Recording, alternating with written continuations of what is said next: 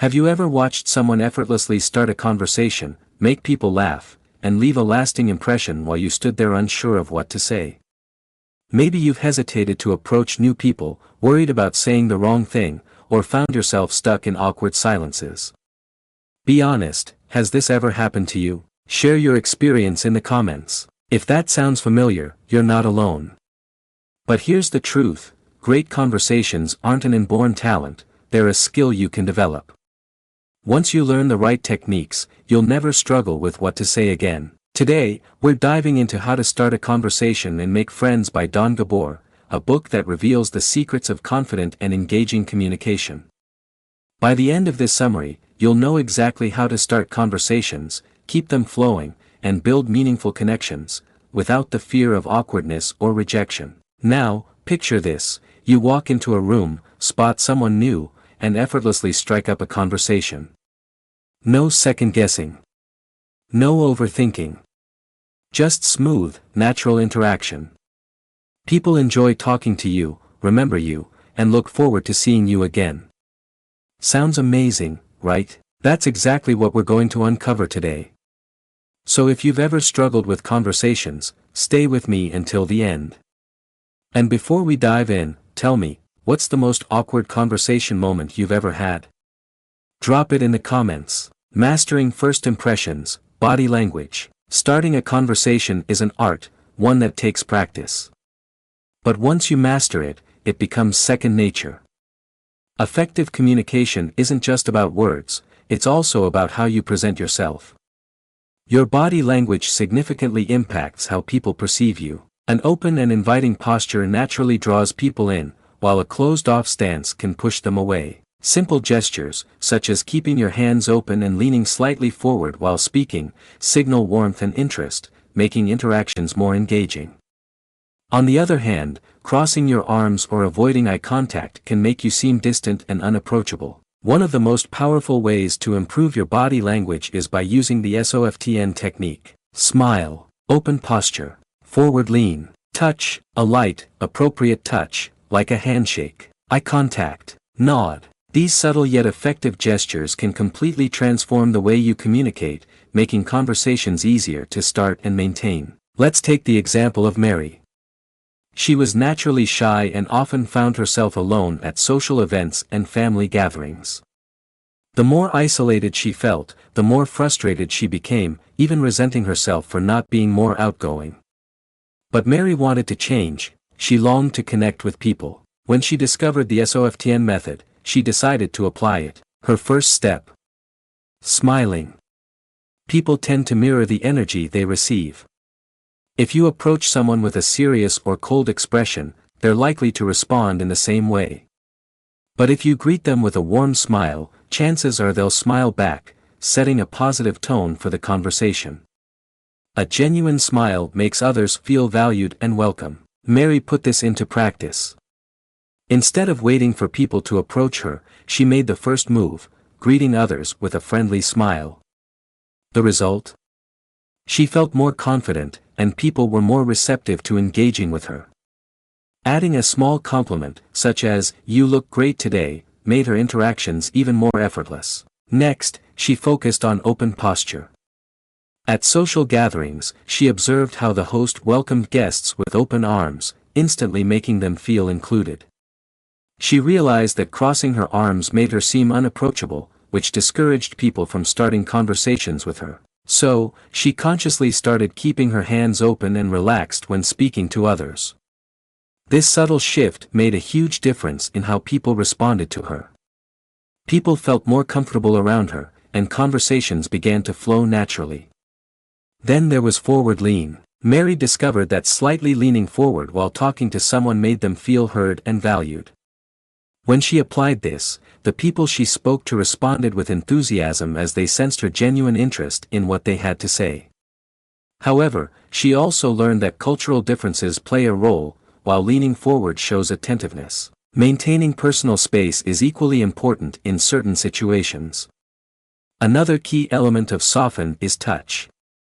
A simple handshake can set the tone for an interaction, making it more personal and friendlier.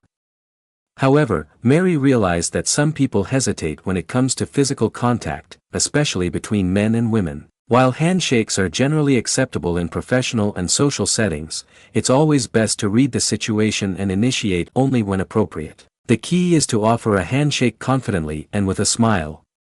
Most people will naturally reciprocate. Eye contact is equally important. Looking someone directly in the eyes while speaking signals confidence and attentiveness. At first, Mary found it difficult to maintain eye contact, especially with new people, but she soon learned that she didn't have to stare continuously. It wasn't a competition. A natural balance of eye contact at occasional breaks helped her come across as engaged without making others uncomfortable. Finally, there's nod, a simple yet powerful gesture that encourages the other person to continue speaking. Nodding while listening reassures them that they are being understood, even if you don't necessarily agree with everything they say. This small act can make a big difference in making conversations feel more natural and enjoyable. Beyond body language, the way you speak, your tone, your words, and your approach also plays a significant role in conversations. When combined with the soften technique, these elements make social interactions smoother and more rewarding. Master this, and you'll never struggle to find people to talk to again. Breaking the ice and getting the conversation going. After mastering body language, the next step is learning how to break the ice, making someone feel at ease and comfortable enough to engage in a conversation. But what does that really mean? Breaking the ice is about overcoming the initial hesitation, the fear of rejection, and taking that first step toward meaningful interaction. Many people hesitate to start a conversation because they worry about being ignored or rejected. But the reality is the more you take that risk, the higher your chances of making new friends. The key is to create opportunities for conversation. Be the one to say hello first. Yes. You might be ignored sometimes, and that may feel awkward. But with practice, the fear of rejection fades. Taking the initiative also allows you to steer the conversation in a way that feels natural to you. When you start a conversation with confidence, the other person perceives you as friendly and approachable. Of course, rejection is always a possibility. But rather than focusing on the fear, shift your attention to those who are open to talking. Observe body language and approach people who seem receptive. For example, if someone is standing alone at an event, they might actually be hoping for someone to talk to them. By recognizing these signals, you can choose the right moments to initiate a conversation and reduce the chances of rejection. Once you take that first step, the next important skill is asking the right kind of questions. Simple, open-ended questions help the conversation flow naturally and encourage the other person to share more about themselves. Instead of just asking, "Where are you from?" or "What do you do?" Questions that often lead to short responses, try adding a compliment or a personal touch. For example, "That's a great scarf. Where did you get it?"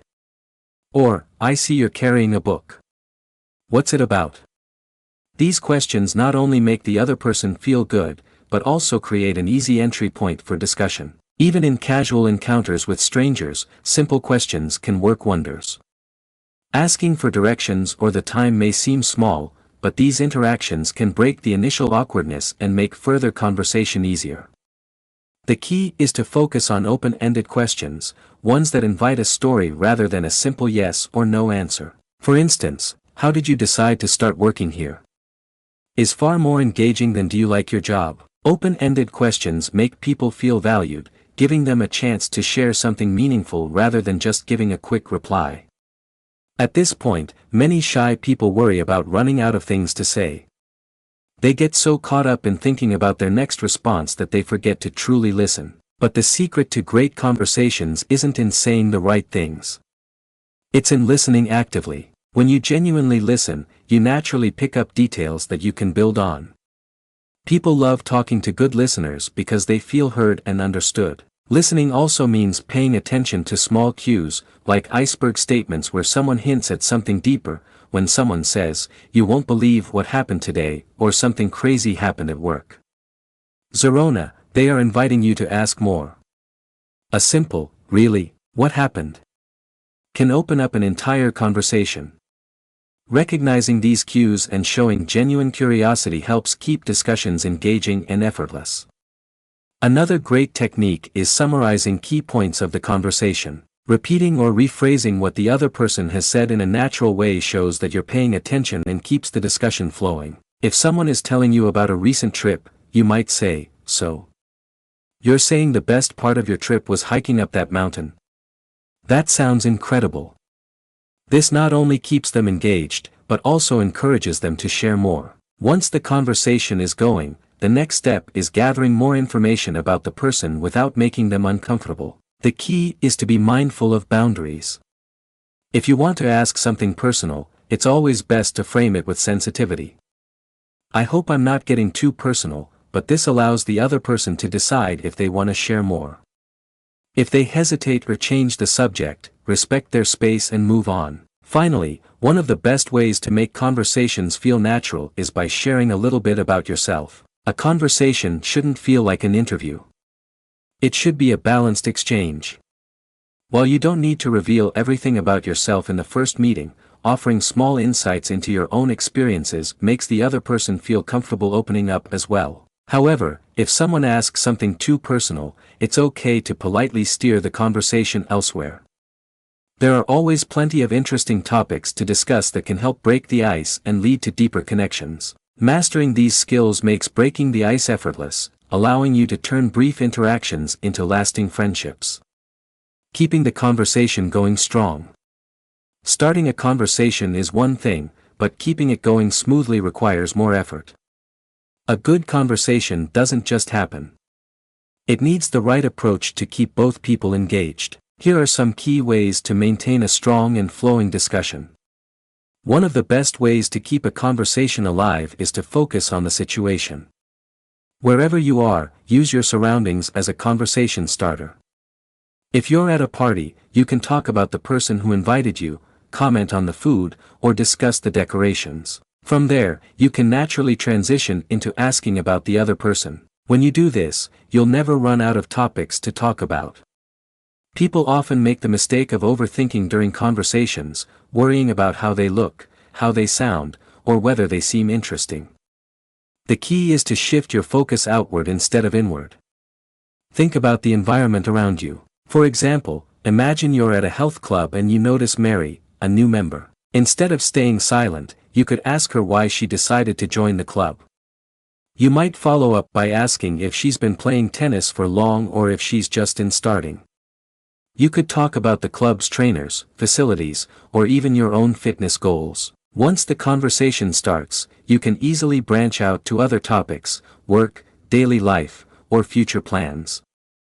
Another great way to keep a conversation going is by finding out about the major events in someone's life. Public speaking expert, Dale Carnegie, once said that when you know the big events in a person's life, conversations become effortless.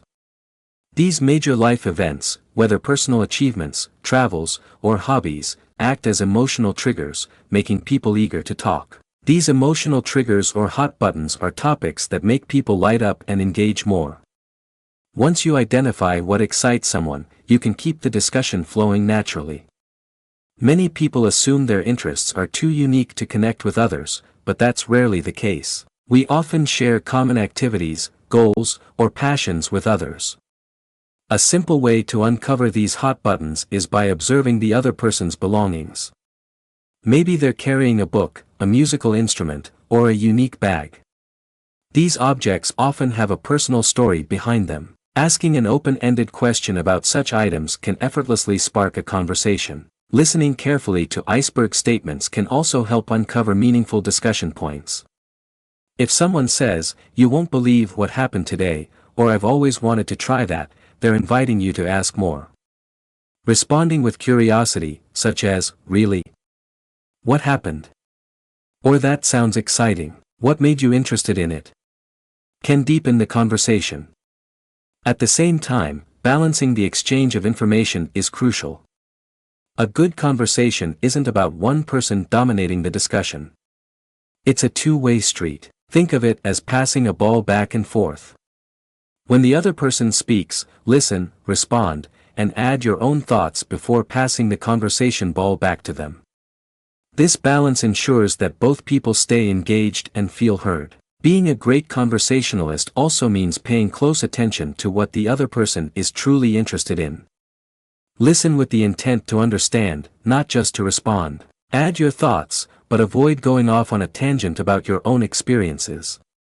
The goal is to share, not overshadow. It's also helpful to discuss topics that genuinely interest you. Opening up about your thoughts, preferences, and future goals allows the other person to relate to you. But be mindful, make sure you're creating a space where they also feel comfortable sharing their views. Conversations should feel like a mutual exchange, not a one-sided monologue. And when the moment is right, it's okay to share your concerns or challenges, but not too early in the conversation as it may make the other person uncomfortable. Timing and context matter. Another important skill is switching topics naturally. Conversations don't need to stay on a single subject for too long. If one topic starts to lose energy, smoothly transition to something else. This keeps the interaction fresh and engaging. And if a past topic becomes relevant again, feel free to revisit it. You can say something like going back to what you said earlier about, to reconnect with an interesting point. For example, imagine you're at a dinner with a client, but you don't want to start talking about business right away. Before the meeting, do a little research about their interests. If that's not possible, observe their cues and listen carefully to what they mention in conversation. If they talk about a recent vacation or a hobby, ask follow-up questions. If you have a similar experience, share it. This creates a connection beyond just professional discussions. Sometimes, transitioning topics can feel awkward. In such cases, trust your instincts and bring up whatever naturally comes to mind. More often than not, the other person will follow along, and the conversation will continue smoothly. Mastering these techniques ensures that your conversations don't just start well, but continue to flow effortlessly, creating genuine and lasting connections. 5 seconds to success, the art of remembering names. Imagine running into someone you've met before, but their name has completely slipped your mind. You awkwardly struggle to recall it, feeling embarrassed, and all the effort you put into building that connection suddenly feels wasted. Forgetting a name is a small mistake, but it can leave a lasting impression, one that you'd rather avoid. Renowned public speaker Dale Carnegie once said, "A person's name is, to that person, the sweetest sound in any language." Remembering someone's name makes them feel important and valued. It signals that they matter to you, which naturally strengthens your connection. However, forgetting names is incredibly common. The main reason, lack of focus. When we're introduced to someone, we're often too caught up in our own thoughts, wondering what to say next, how we're being perceived, or simply getting distracted. The key to remembering names lies in mastering a few simple yet powerful techniques. The first step is staying fully present during introductions. When someone tells you their name, give them your undivided attention. A great way to reinforce your focus is by shaking their hand as they introduce themselves. Physical engagement helps anchor the moment in your memory. Next, listen carefully instead of thinking about your response. Often, we're so preoccupied with what we'll say next that we don't truly hear the name being spoken. If you miss it, don't hesitate to ask them to repeat it. Most people appreciate the effort as it shows you genuinely want to remember their name. A simple but effective trick is repeating their name out loud right after you hear it. For example, if they say, "Hi, I'm Sarah," respond with, "Nice to meet you, Sarah." Repeating a name reinforces it in your memory while making the other person feel acknowledged. It also helps you hear the name again, increasing your chances of recalling it later. Another helpful technique is associating their name with something familiar, connected to someone you already know, or a well-known celebrity. If you meet someone named Barbara, you might think of a famous actress or a family member with the same name. The next time you see them, that mental association will trigger their name instantly. Finally, use their name naturally throughout the conversation. Addressing someone by name while speaking to them and even when wrapping up the conversation makes it stick in your mind. Saying things like, "That's really interesting, Mark," or "Great talking to you, Lisa," strengthens both memory and connection. Mastering the art of remembering names is a small yet powerful skill that can leave a lasting impact on your social interactions. By staying focused, listening carefully, and using memory tricks, you'll never struggle with names again, and people will appreciate you for it. Overcoming conversational hang-ups. Fear often holds people back from having open, meaningful conversations. It can lead to misunderstandings, create barriers, and even shut down discussions before they truly begin. Many people build emotional walls when they feel judged or misunderstood, making it harder to connect with others. The key to overcoming these challenges is recognizing common conversational hang-ups and learning how to navigate them effectively. One major roadblock is the "I'm right, you're wrong" mindset. Some people approach conversations like a competition, constantly trying to prove their point or dismissing others' opinions. They say things like, "That's ridiculous. You're completely wrong." This kind of response instantly shuts people down, making them hesitant to share their thoughts. Instead of engaging in a battle of opinions, try shifting your approach. Instead of saying, "That's not true," try, "I see it from a different perspective." This small change in wording allows for a more open discussion where both people feel heard. Another common mistake is judging people too quickly. Some assume they can read others just by their appearance, the way they dress, the car they drive, or their job title. But this leads to stereotypes and prevents genuine connections. No one likes to feel labeled before they've even had a chance to speak. Before forming an opinion about someone, take the time to get to know them. Give them the same opportunity to understand you as well. Then there's the "tell me something I don't know" attitude. Acting like a know-it-all pushes people away. It's natural to be knowledgeable in certain areas, but constantly trying to prove how much you know can come across as arrogant. No one enjoys a conversation where they feel outmatched or lectured. Admitting when you don't know something isn't a weakness, it's an opportunity. If someone mentions a topic you're unfamiliar with, instead of pretending to know, say, "That's interesting. I'd love to learn more about it." People appreciate curiosity and enjoy sharing their knowledge with someone genuinely interested. Another common hang-up is the fear of being boring. Some people avoid conversations altogether by convincing themselves they have nothing interesting to say. But the truth is, everyone has stories worth sharing.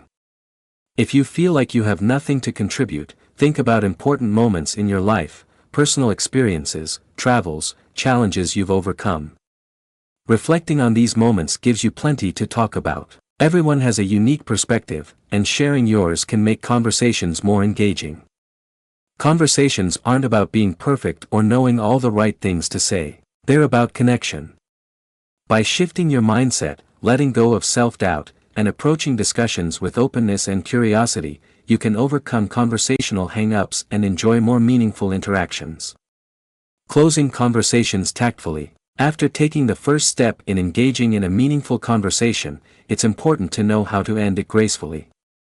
Saying goodbye the right way leaves both you and the other person feeling positive about the interaction. A well-ended conversation ensures there's no awkward silence and keeps the door open for future discussions. One of the best ways to end a conversation is to recognize the right moment and take the initiative. Look for natural cues that indicate the discussion is winding down. Once you sense it, be the one to close it in a warm and friendly manner. Keep it positive, and if appropriate, leave an open invitation for future conversations. Saying something like, "Let's catch up over lunch next week," makes the other person feel valued and shows that you genuinely want to stay in touch. Now imagine you're at a party and you meet someone named Jake. However, Jake is overly negative and spends the conversation complaining. You'd like to exit the conversation without being rude. How do you do it? First, show empathy to acknowledge his feelings. You might say, "I hear you. I'm sure things will work out soon." Then smile and use his name when saying goodbye. "Take care, Jake. It was nice talking to you." This makes the farewell feel kind and respectful while allowing you to move on. In a different scenario, suppose your boss is asking you to take on extra work, but you're already committed to other tasks. How do you handle it? Politely but firmly explain that you have prior commitments. "I'd love to help, but I have other deadlines today."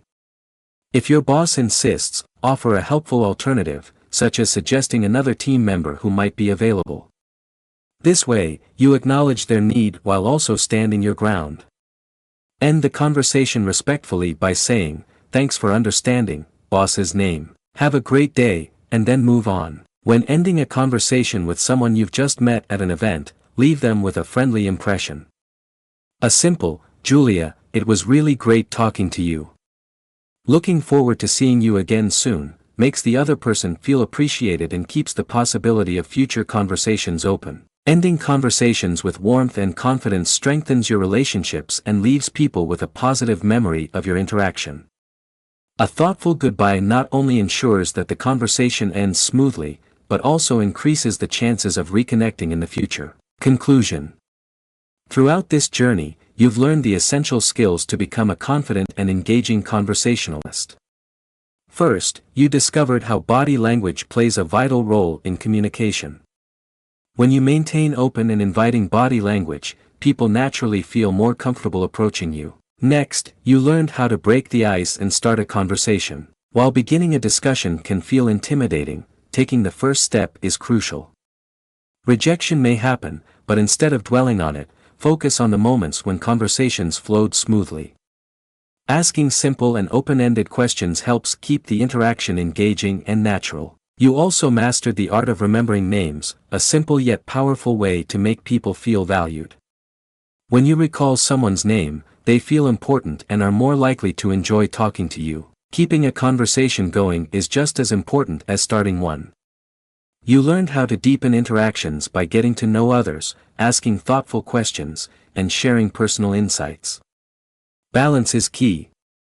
Asking the right questions while also sharing about yourself creates a meaningful exchange. You also tackled common conversational barriers, like avoiding the urge to prove you know everything. Instead, respecting different perspectives and engaging in discussions with an open mind makes interactions more enjoyable.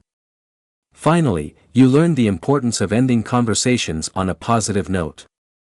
A well-closed discussion leaves both parties satisfied and increases the chances of reconnecting in the future. Now that you've completed this summary, you should feel more confident in your ability to start and maintain engaging conversations.